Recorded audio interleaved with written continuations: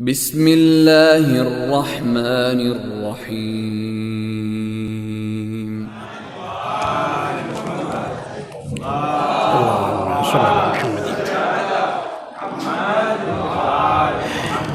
رحم اللہ من قرأ الفاتحہ۔ بسم اللہ الرحمن الرحیم، الحمد للہ رب العالمین الرحمن الرحیم، ایاک نعبد و ایاک نستعین، اہدنا الصراط المستقیم صراط الذین انعمت علیہم غیر المغضوب علیہم ولا الضالین۔ بسم اللہ الرحمن الرحیم، قل هو اللہ احد اللہ الصمد لا حول ولا قوة الا باللہ العلی العظیم۔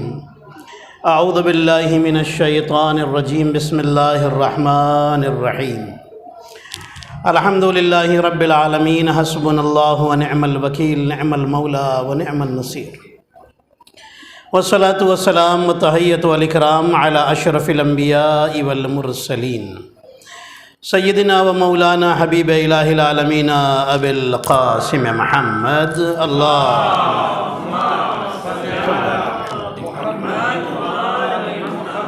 والصلاة والسلام والتحیۃ والاکرام علی اہل بیتہ الطیبین الطاہرین المعصومین المظلومین، سیما بقیت اللہ فی الارضین، روحی و ارواح العالمین لتراب مقدمہ الفدا، اللہم صلی علی محمد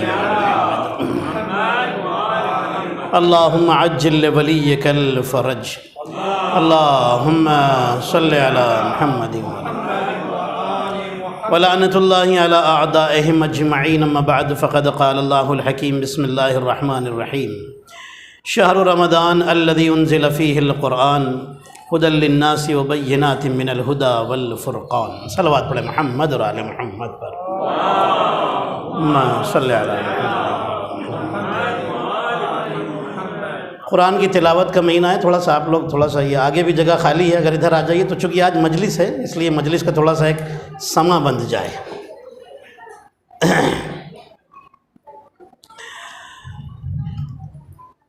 قرآن مجید کی یہ آیت شریفہ جو میں تقریباً 3 دن سے پڑھ کے سنا رہا ہوں آپ کو، آج تیسرا دن ہے یہ، عظمت قرآن اور فضیلت تلاوت قرآن کے حوالے سے۔ ماشاءاللہ میں نے پہلے بھی بتایا تھا کہ ہمارے بچے ماشاءاللہ اس سال بہت اچھا قرآن بھی پڑھ رہے ہیں اور ماشاءاللہ بڑی محنت بھی کی ہے الحمدللہ، اور ماشاءاللہ آج ہمارے بچے نے جو قوم کے، ہماری علی رضا بھائی کے بیٹے نے ہماری قوم کا یہ سرمایہ ہے، پڑھا ماشاءاللہ سے اور بہت اچھا پڑھا، اور اللہ سے دعا ہے کہ ہمارے سارے بچے اسی طریقے سے بہترین دعاؤں کی اور قرآن کی تلاوت کریں اور مذہب میں زیادہ سے زیادہ آگے بڑھ چڑھ کر کے حصہ لیں۔ دیکھیے یہ مذہب جو ہے یہ اللہ سے جوڑ کر رکھتا ہے اور اہل بیت سے جوڑ کر رکھتا ہے، یہ مذہب انسان کو سیدھے راستے پر باقی رکھتا ہے۔ جب تک مذہب سے جڑے ہیں تب تک انسان اللہ سے جڑا ہوا ہے، اہل بیت سے جڑا ہوا ہے، جب تک قرآن سے جڑا ہے، اہل بیت سے جڑا ہے، وہ اللہ سے جڑا ہوا ہے۔ آپ کو ٹینشن لینے کی پھر ضرورت نہیں ہے جب تک بچے آپ کے دین پر اور قرآن پر اور اہل بیت کی سیرت پر ہیں۔ جب اس سے ہٹے تو سمجھیے کہ جب ہمارے یہاں کہا جاتا ہے جو اللہ اور اہل بیت اور قرآن کا وفادار نہ بنے وہ پھر اپنے ماں باپ کا بھی وفادار نہیں ہے۔ ہاں پھر وہ اس لیے ضروری ہے، اور آج کے زمانے میں تو بہت زیادہ ضروری ہے کہ ہم اپنے بچوں کو زیادہ سے زیادہ دین میں انکریج کریں، موٹیویٹ کریں، انہیں گفٹ دینا پڑے، گفٹ دیں لا کر کے، اچھے سے اچھا گفٹ دیں جب وہ دین کے کسی اچھے کام کو کرتے ہیں، دعا پڑھتے ہیں۔ آپ کا خرچہ بڑھ رہا ہے رضا بھائی، قرآن کی تلاوت اچھی کریں، دعا اچھی پڑھیں، یا دین میں جتنا بھی انوالو ہوں آپ انہیں زیادہ سے زیادہ حوصلہ بڑھائیں۔ بس یہ ایک بات تھی، اللہ سے دعا ہے پروردگار ہمارے بچوں کو اور زیادہ ترقیاں عطا فرمائے، اور والدین پر اللہ اپنے رحم و کرم کو ہمیشہ ہمیشہ نازل فرمائے اور ان کے رزق و روزی میں خیر و برکت عطا فرمائے۔ اللہ نے اس مہینے میں قرآن کو نازل کیا، ہمارے نبی فرماتے ہیں کہ جس طرح لوہا اگر پرانا ہو جائے تو اس میں زنگ لگ جاتا ہے، اسی طریقے سے اگر دلوں کو اللہ کا ذکر نہ سنایا جائے تو دل مردہ ہو جاتے ہیں، ہے کہ نہیں؟ اگر اس کو قرآن کی آیتیں نہ سنائی جائیں، اگر انہیں اہل بیت کی سیرت اور طریقہ اور زندگی اور فضائل نہ سنائے جائیں تو کیا ہوگا؟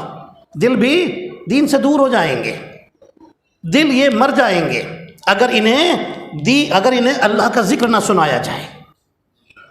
آج میرا ٹاپک جو ہے وہ توبہ کے بارے میں ذرا سا ہے۔ قرآن کی آیت کا میں نے سہارا لیا ہے اور میں ادھر آتا ہوں، لیکن اس سے پہلے ایک جملہ سنا دوں۔ میں افریقہ میں ایک جگہ گیا تھا، ایک صاحب نے کہا مولانا صاحب بڑا دل چاہتا ہے قرآن پڑھوں لیکن میں نہیں پڑھتا۔ کیوں نہیں پڑھتے بھائی؟ کہنے لگے سمجھ میں نہیں آتا۔ میں نام نہیں لوں گا کہ کہاں کا قصہ ہے، یہاں کا تو نہیں ہے، کہیں اور کا ہے۔ کہنے لگے کہ میں اس لیے قرآن نہیں پڑھتا کیونکہ سمجھ میں نہیں آتا۔ اب سنیے آپ پوری توجہ۔ میں نے ان کو ایک واقعہ سنایا، جو واقعہ میں سناتا رہتا ہوں، کہ ایک دادا تھا، اس کا ایک چھوٹا سا پوتا تھا، لیکن بڑا کلیور تھا۔ پوتا چھوٹا تھا لیکن بڑا ہوشیار تھا۔ ایک دن دادا نے اپنے پوتے سے کہا کہ بیٹا، ایک باسکٹ دی، اس باسکٹ میں ہول تھے، کہا بیٹا لے جاؤ، جا کر کے اس میں پانی بھر کے لاؤ۔ پوتے نے کہا کہ دادا اتنا تو میں بھی سمجھتا ہوں کہ اس میں پانی رکنے والا نہیں، یہ کیا آپ باسکٹ دے کر کے مذاق کر رہے ہیں۔ دادا نے اس میں تھوڑا کچرا ڈال دیا باسکٹ میں، کہا بیٹا جاؤ اسے بھر کے لے کے آؤ، جو میں کہہ رہا ہوں کرو، میں تمہیں انعام دوں گا۔ اب بچہ انعام کی لالچ میں تو چلا ہی گیا، چلو ٹرائی کرنے میں کیا جاتا ہے، دادا صاحب کہہ رہے۔ گیا، جا کے پانی بھر کے لا رہا ہے، جب تک دادا کے پاس پہنچا اس میں سے سارا پانی نکل گیا۔ دادا نے کہا کہ بیٹا پھر جا کے ٹرائی کرو۔ پھر گیا، پھر پانی ڈال رہا ہے، پانی بھلا کہاں اس میں رکنے والا، جو کچھ بھی آیا تھا دادا تک پہنچتے پہنچتے سب نکل گیا، ہول ہے نا باسکٹ میں، سب نکل گیا۔ جب 3-4 بار ہو گئے تو دادا نے کہا، پوتے نے کہا، بچے نے کہا دادا صاحب اب بہت ہو گیا، دوڑ دوڑ کے تھک گیا ہوں، پانی اس میں آنے والا نہیں، کامن سینس کی بات ہے، آپ بلا وجہ دوڑا رہے۔ دادا نے کہا بیٹا میں نے اس میں کچرا ڈالا تھا۔ کہنے لگا ہاں کچرا تو نہیں ہے، توجہ رکھیے گا۔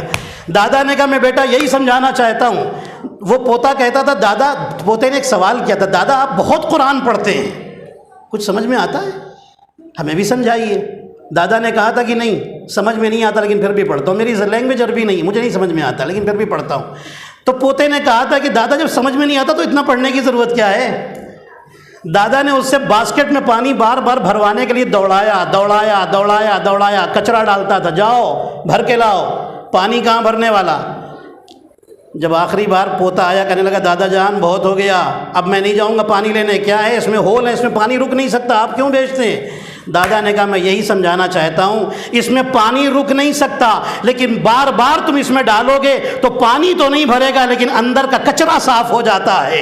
اسی طریقے سے قرآن سمجھ میں تو نہیں آتا لیکن جتنا پڑھتے جاؤ گے آیتوں کی برکت سے دل کی گندگی باہر نکلتی چلی جائے گی۔ صلوات پڑھ لیں محمد اور آل محمد پر۔ غور کیا آپ نے؟ دل اور دماغ میں جو گناہوں کی گندگی، یہ آیت قرآنی کی برکت ہے عزیزان محترم، برکت ہے یہ۔ میں نے کیا کہا آپ سے کہ دل اگر اس کو قرآن کی آیتیں نہ سنائی جائیں تو یہ ریبل ہو جاتا ہے، باغی ہو جاتا ہے، بغاوت پر آ جاتا ہے، پھر کچھ نہیں سنتا۔ اب سنیے استغفار کیا ہے۔ انسان قرآن پڑھتا جائے، قیامت میں انسان سے جو لوگ قرآن کی آیتوں کو جانتے ہیں نا، جنہوں نے میمورائز کیا ہے قرآن کی سوروں کو، قیامت میں اللہ انہیں بلائے گا اور کہے گا اقرا ورقے، اقرا ورقے، پڑھتے جاؤ اور اپنی ترقی حاصل کرتے چلے جاؤ۔ جیسے جیسے وہ قرآن کی آیتیں پڑھے گا اس کے جنت میں درجے اونچے ہوتے چلے جائیں گے۔ جنت میں درجے اونچے ہونے کا مطلب سمجھتے ہیں آپ؟ اچھی سے اچھی جنت جو ہے نا، اس میں بھی 7-8 درجے ہیں جنت کے، جس میں دیکھیے اللہ کتنا کریم ہے، جہنم کے صرف 7 رکھے، جنت کے 8 رکھے۔ کرم تو دیکھیے اس کا، جو سب سے اونچی ہے وہ سب سے لگزریس ہے، سب سے بہترین، اس کے بعد اس سے کم، اس سے بعد اس سے کم، اس طریقے سے جنت کا درجہ ہے۔ تو اللہ جیسے جیسے انسان قرآن کی آیت پڑھے گا اللہ اس کے درجے بڑھاتا چلا جائے گا۔ اقرا ورقے، پڑھتے جاؤ ترقی پاتے جاؤ۔ توجہ ہے آپ کی؟ اب آئیے، قرآن انسان کو توبہ پر مجبور کر دیتا ہے۔ اب میں آپ کو سناتا ہوں کہ بندہ، اللہ اپنے بندے کو نیکیاں اور ثواب دینے کے بہانے ڈھونڈتا ہے اور بندہ بھاگتا ہے۔ چلیے قرآن کی بات ختم کرنے سے پہلے ایک چیز آپ کو سنا دوں۔ شیخ کف امی بہت بڑے عالم ہیں ہمارے، یہ سن لیجئے، بہت آپ کے فائدے کی چیز ہے۔ شیخ کف امی نے اپنی کتاب میں ایک جملہ لکھا ہے، وہ لکھتے ہیں سورہ کہف، شب جمعہ ہے نا، 3 شب جمعہ کنٹینیو جو سورہ کہف کی تلاوت کر لے، قیامت کے دن اس کا چہرہ 14ویں کے چاند کی طرح چمکے گا۔ بھائی میری بات میں تو اردو ہی میں بول رہا ہوں نا، سمجھ رہے نا آپ؟ ایک صلوات پڑھیں محمد اور آل محمد پر۔ 3 شب جمعہ 3 شب جمعہ جو سورہ کہف پڑھ لیں. اب سنیے، شیخ کفامی لکھتے ہیں کہ اگر شیشے کی بوتل میں آپ پانی ڈالیں، پانی بھریں، آپ کے بڑے کام کی بات بتا رہا ہوں، یہ سنیے گا. شیشے کی بوتل میں، یہ پلاسٹک کی بوتل میں نہیں، شیشے کی بوتل میں آپ پانی بھریں، پانی بھر کے اس پر سورہ کہف پڑھ کر کے دم کریں. شیخ کفامی نے لکھا ہے، میں آپ کو ان کے ریفرنس سے بتا رہا ہوں. شیشے کی بوتل میں پانی بھریں، سورہ کہف اس پر پڑھ کر دم کریں، اسے بند کر کے گھر میں رکھ دیں. شیخ کفمی لکھتے ہیں کہ جس گھر میں اس طرح سے سورہ کہف پڑھ کر شیشے کی بوتل میں پانی پر دم کر کے رکھا جائے گا، اس گھر میں کبھی رزق کی پریشانی نہیں آئے گی. ایک بات. دوسری بات وہ لکھتے ہیں اس سورہ کہف کی برکت سے اس گھر کے رہنے والے لوگ کبھی قرضے میں نہیں ڈوبیں گے، کبھی مقروض نہیں ہوں گے. اور کتنے فائدے چاہیے انسان کو. یہ تو 2 فائدے انہوں نے بتا دیے، باقی کتنے فائدے وہ اللہ ہی جانتا ہے، معصومین جانتے ہیں. سمجھ گئے سورہ کہف کے فائدے؟ انشاءاللہ آپ سورہ کہف پڑھیں، تلاوت کریں، اور انشاءاللہ اس کے بہت سارے فائدے ہیں. اب یہ ایک آخری بات آپ کو سنا کر کے اللہ کے کرم کی اور میں تقریر ختم کرتا ہوں. نبی موسیٰ دیکھیں کتنا کریم ہے پروردگار. اللہ بلاتا ہے آؤ میرے پاس، بندہ بھاگنے کو تیار، بندہ آنے کو تیار نہیں ہے. اس نے تو دروازہ کھول کے رکھا ہے اپنا، کہتا ہے آؤ آ کے توبہ تو کر لو.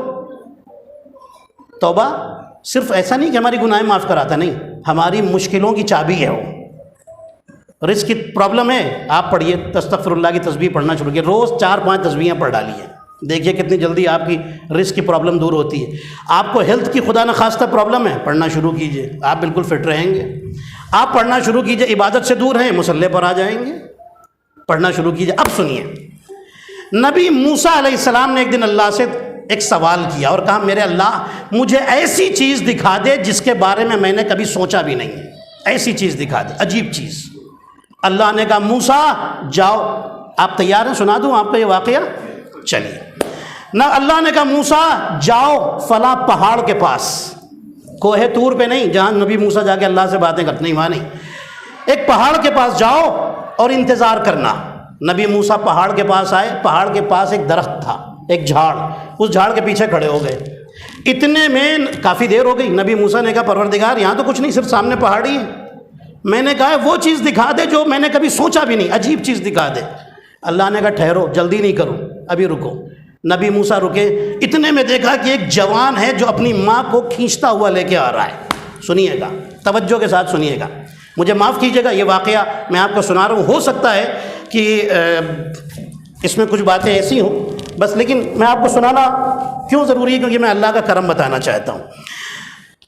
جوان بیٹا ماں کا ہاتھ پکڑ کے کھینچتا ہوا لے کے آ رہا ہے، ایک ہاتھ میں چھری ہے، لے کر کے آیا پہاڑ کے اوپر، پہاڑ سے تھوڑا سا پہاڑ پر چڑھا، پہاڑ کے اوپر نہیں گیا، تھوڑا سا چڑھا، چھری نکالی، ماں کی ایک آنکھ نکال دی اس چھری سے. سنیے گا، ایک آنکھ نکال دی. نبی موسیٰ رونے لگے. ابھی نبی موسیٰ رو رہے ہیں. اتنے میں ماں تڑپ کر کے کہتی ہے کہ بیٹا تو نے کیا کیا؟ کیا میں نے کبھی کچھ کمی کی تھی تیرے لیے؟ میں نے تو کوئی کمی نہیں کی، تو نے اتنا بڑا ظلم میرے اوپر کیوں کیا؟ بیٹا کہتا ہے ماں سنو، میں ایک لڑکی سے شادی کرنا چاہتا ہوں، وہ مجھ سے نہیں کرنا چاہتی. اس نے ایسی کنڈیشن لگا دی کہ جسے میں کر نہ سکوں، تاکہ وہ اس کی جان چھوٹ جائے، وہ بچ جائے، اس کا پیچھا چھوٹے. وہ مجھ سے پیچھا چھڑانا چاہتی ہے، لیکن اس کو نہیں معلوم کہ میں اس کے لیے کیا کر سکتا ہوں. اس نے کنڈیشن رکھی تھی کہ اپنی ماں کی ایک آنکھ چاقو سے نکال کر کے لے کر کے آؤ تو میں تم سے شادی کر لوں گی. بس اس لیے میں نے تمہاری آنکھیں نکال، سنیے گا، تمہاری آنکھ اس لیے نکال دی. سنیے گا، نبی موسیٰ نے دیکھا، حیران، رو رہے ہیں، آنکھوں میں آنسو ہے کہ اس بیٹا کتنا نالائق بیٹا ہے جس نے ماں کی آنکھ نکال دی، ایک آنکھ چھری سے باہر کر دی. نبی موسیٰ علیہ السلام کھڑے دیکھ رہے. اب سنیے، جیسے ہی وہ بیٹا جانے لگا، اس کا پیر ایک پتھر سے ٹکرایا، بیٹا لڑکھڑایا. جیسے ہی لڑکھڑایا، ماں نے آواز دی بیٹا ذرا سنبھل کے جاؤ، کہیں گر نہ جانا، کہیں تجھے چوٹ نہ آ جائے، سنبھل کے جاؤ. اللہ اکبر، کیا سنا آپ نے عزیزان محترم؟ جیسے ہی نبی موسیٰ علیہ السلام نے جملہ سنا اور رونے لگے، کہنے لگے میرے اللہ میں نے دیکھ لیا، میرے معبود، اے میرے اللہ، ماں کا دل ایک دریا ہے، ایک سمندر ہے اپنی اولاد کے لیے، کوئی اس محبت کو سمجھ ہی نہیں سکتا. ماں اپنی اولاد سے کتنا پیار کرتی ہے. جس نے آنکھ نکالی ہے اس کے لیے بھی دعا کر رہی ہے, اس کے لیے بھی اچھی بات سوچ رہی ہے, کہیں یہ گر نہ جائے, کہیں اسے چوٹ نہ آ جائے. اللہ نے کہا موسیٰ تم نے دیکھا یہ ماں کی محبت ہے کہ جو ظلم کرنے کے بعد بھی بیٹے کے لیے اچھا سوچ رہی ہے. میں تو اس ماں سے 99 گنا زیادہ محبت کرتا ہوں. اگر میرا بندہ گناہ کر کے میری بارگاہ میں آ جائے تو میں کیوں نہیں معاف کروں گا. صلوات پڑھے محمد اور آل محمد پر. غور کیا آپ نے کتنا پیار کرتا ہے اللہ اپنے بندے سے. ایک ماں کو جب اپنی اولاد سے اتنا پیار ہے تو بندہ اگر توبہ کرنے کے لیے آ جائے اللہ کی بارگاہ میں, وہ کیوں نہیں معاف کرے گا. وہ تو معاف کرنے گا, لیکن توبہ کیسی ہونی چاہیے. پہلی چیز شرمندگی ہو, جو کیا وہ غلط کیا, نہیں کرنا چاہیے. دوسری چیز دوبارہ نہ کرنے کا عہد ہونا چاہیے کہ میں اب نہیں کروں گا یہ غلط کام, یہ گناہ اب دوبارہ نہیں کروں گا. تب تو جا کے توبہ قبول ہوتی ہے. ورنہ توبہ کر رہے ہیں اور سوچ رہے ہیں کہ پھر موقع ملے گا تو پھر کروں گا. آج توبہ کر لو, دعا قبول کرانی ہے. بہت سارے لوگ دین میں بھی اپنا مطلب ڈھونڈتے ہیں. جناب عباس کی مجلس میں ضرور آتے ہیں کیونکہ دعائیں وہاں بہت قبول وہ دعا قبول کراتے ہیں. جناب عباس کے جشن کو بھی نہیں چھوڑتے, اس میں بھی آ جاتے ہیں کیونکہ ان سے دعائیں قبول ہوتی ہیں. باقی جشنوں میں نظر بھی نہیں آتے, مجلسوں میں بھی نظر نہیں آتے. یہ کیا ہے؟ یہ مطلب کے لیے صرف ان کو مانا ہے, اپنی غرض کے لیے مانا ہے. یہ سیلفشنس نہیں تو اور کیا ہے. اس کے بعد انسان سوچ رہا ہے کہ نہیں ہم سب سے بڑے مومن ہیں. کائے کے مومن ہیں آپ؟ کس بات کے مومن ہیں؟ محبت تو ایسی کرنی ہے کہ اسی لیے انہوں نے محبت نہیں مانگی, انہوں نے مودت مانگی ہے. محبت میں غرض ہوتی ہے, مودت میں کوئی غرض نہیں ہوتی. یاد رکھیے گا. قل لا اسألکم علیہ اجرا الا المودۃ فی القربى. مودت مانگی ہے. بیٹے سے محبت ہونا, بیٹے کے زخم پر اللہ اکبر تڑپ جانا, یہ محبت ہے. وہی بیٹا ماتم کر کے سینہ لال کر کے حسین کے غم میں سامنے آ کر کھڑا ہو جائے تو ماں ہاتھ اٹھا کر دعا دے, یہ مودت ہے. وہی ماں جو ذرا سی تکلیف بچے کی نہیں دیکھ سکتی تھی, وہ غم حسین میں ماتم کر کے آیا, سینہ لال ہو گیا اس کا, اور پھر ماں خوش ہو کر دعائیں دے رہی ہے کہ تو نے فاطمہ کے سامنے مجھے سرخرو کر دیا. یہ ہے مودت. آپ دیکھیے تو صحیح, ایک مودت کا جذبہ پیدا ہوا تھا ایک حر میں جس نے توبہ کی اور حسین نے معاف کر دیا. کیا تھا, کیا بدلا تھا حسین؟ حر نے کیا بدلا تھا؟ نمازیں بدلی تھی, روزے بدلے تھے, حج بدلا تھا. کیا بدلا تھا؟ کچھ نہیں, صرف اپنا امام بدلا تھا اور جنتی ہو گیا. امام بدلا تھا, حسین کے پیچھے آ گیا, حسین کو فالو کیا, حسین کی محبت دل میں آئی اور جنتی بن گیا. حر. عزیزان محترم, میں تقریر ختم کر رہا ہوں. وہ حر جو آیا ہے حسین کی بارگاہ میں تو حسین نے اٹھا کر گلے لگایا اور بڑی دیر تک روتے رہے. حر بھی حیران ہے کہ اب رونے کی کیا بات ہے, اب تو میں آ گیا ہوں حسین کے پاس, خوش ہونا چاہیے. حر نے سوال کیا, مولا اب رونے کا کیا مطلب ہے؟ امام فرماتے, حر میں سوچ رہا ہوں کہ جب تو نے میرا راستہ روکا تھا, دشمن بن کر آیا تھا, تو میں نے تجھے اور تیرے سپاہیوں کو, تیرے جانوروں تک کو پانی پلایا تھا. لیکن آج جب تو میرا دوست بن کر آیا ہے, خیمے میں ایک قطرہ پانی بھی نہیں ہے کہ جو میں اپنے مہمان کو پلا سکوں. عزادارو, استاد مطہری لکھتے ہیں, استاد مرتضیٰ مطہری لکھتے ہیں, کہتے ہیں کہ حر بیٹھ گیا. حر نے تھوڑی دیر کے بعد کچھ دیکھا, کچھ سوچا اور اٹھ کر کھڑا ہوا اور کہا, مولا مجھے مرنے کی اجازت دیجیے. بیٹا شہید ہو چکا ہے, بھائی شہید ہو چکا ہے, غلام شہید ہو چکا ہے, مولا اجازت دیجیے. دائیں بائیں دیکھتا ہے اور کہتا ہے, مولا اجازت دیجیے. حسین فرماتے ہیں, جاؤ اجازت دی. استاد مرتضیٰ مطہری کہتے ہیں کہ یہ حر کو کیا ہو گیا تھا کہ اچانک دائیں بائیں دیکھا اور فوراً مرنے کی اجازت مانگنے لگے اور جلدی کرنے لگے. شاید حر نے سوچا ہو کہیں حسین کے خیمے سے کوئی چھوٹا سا بچہ نکل کر یہ نہ کہہ دے, ارے یہ وہی حر ہے جس کی وجہ سے آج ہمیں یہ دن دیکھنے پڑ رہے ہیں, آج ہمیں پیاسا رہنا پڑ رہا ہے, آج ہمیں چاروں طرف سے دشمنوں نے گھیر رکھا ہے. اللہ لعنت اللہ علی القوم الظالمین. وسيعلم الذين ظلموا أي منقلب ينقلبون. الہی بحق الزہرا بیہا و بالہا و بنیہا و سر المستودع فیہا, میرے اللہ تجھے محمد اور آل محمد علیہ السلام کا واسطہ ہم سب کی اس قلیل عبادت کو قبول فرما, ہمارے کثیر معاصی کی مغفرت فرما, جو بیمار انہیں شفاء کاملہ عطا فرما, میرے اللہ تمام مومنین مومنات کے جان مال اور عزت و آبرو کی حفاظت فرما۔ میرے اللہ تجھے محمد اور آل محمد علیہ السلام کا واسطہ تمام مومنین مومنات جہاں بھی ہیں پروردگار ان سب کے رزق و روزی میں خیر و برکت عطا فرما۔ تمام مومنین مومنات کے اعمال ماہ رمضان دعائیں مناجات عبادات کو اپنی بارگاہ میں قبولیت عطا فرما۔ امام زمانہ علیہ السلام کے ظہور میں تعجیل فرما۔ ہم سب کو ان کے اصحاب و انصار میں شمار فرما۔ ربنا تقبل منا۔